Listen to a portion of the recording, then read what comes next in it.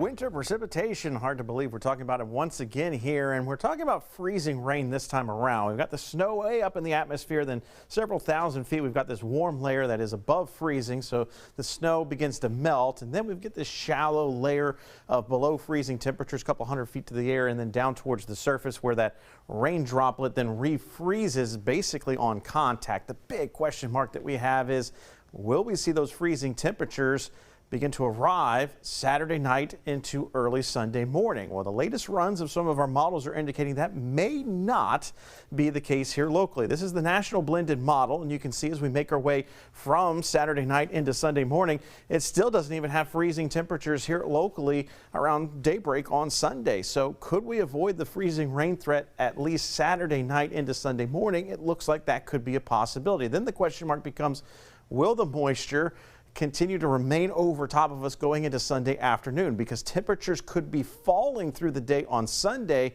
and then we drop back below freezing by the time we get towards Sunday evening. So could the timing of this event begin to shift more so from Saturday night into Sunday morning to Sunday night into Monday morning? So now we're tracking not only the freezing line, but we're also going to be tracking the potential for when does this moisture finally exit the area. Here's the bottom line. These are the temperatures we're anticipating as we get into Monday. It is going to be bitterly cold, so that is going to be the biggest impact, I think, with this winter storm event, is going to be the temperature drop going into next week, as opposed to what we could or could not see in terms of any winter type precipitation. But here's the most aggressive model in terms of the ice potential over the last few days. That is the American GFS, and you'll note how it doesn't quite bring that ice kind of pinkish shade of color close to our area as we look towards Saturday evening, Saturday night. It kind of keeps it up towards the north. So again, that trend for today has been keeping temperatures above freezing going Saturday night into Sunday morning, at least as it stands right now. But the GFS starts to bring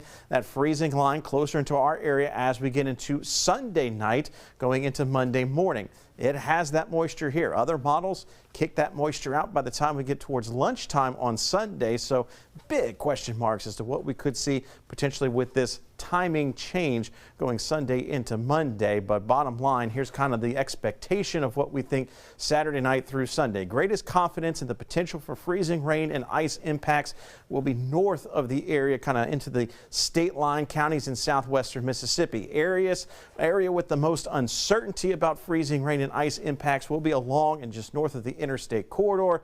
And then we have high confidence right now in staying a rain-only event for areas basically south of the I-10 corridor down towards the coastal parishes. So kind of borderline as you look towards Metro Baton Rouge, more so at least a risk of seeing some accumulation of ice as you go farther towards the north near the state line and across the state line. But again, for me, it's all about these freezing temperatures. Look at the temperature drop we're expected to see in morning lows as we head from this week into next week. You can see 20s back on the board as we head towards Monday morning. So we're talking about having to make preparations for hard freeze conditions Monday and again Tuesday mornings, because we're going to be back into those low 20s once again. Freeze durations anywhere from 8 to 14 hours. So we're taking care of people, pets, plants, as well as the pipes. May want to even consider that small stream of dripping the faucets. If you have exposed pipes, of course, we're not going to be on TV 24/7, at least at this point, but you can always catch the latest on what we've got to tell you about. All the latest information is going to be right there for you on our free First Alert Weather app.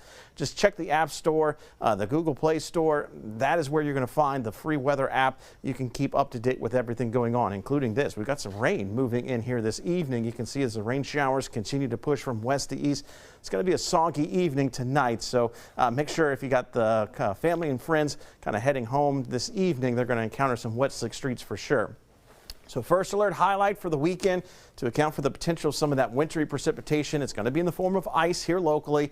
And then Monday and Tuesday, we've got the highlight because of those temperatures dropping down into the lower 20s Monday and Tuesday morning.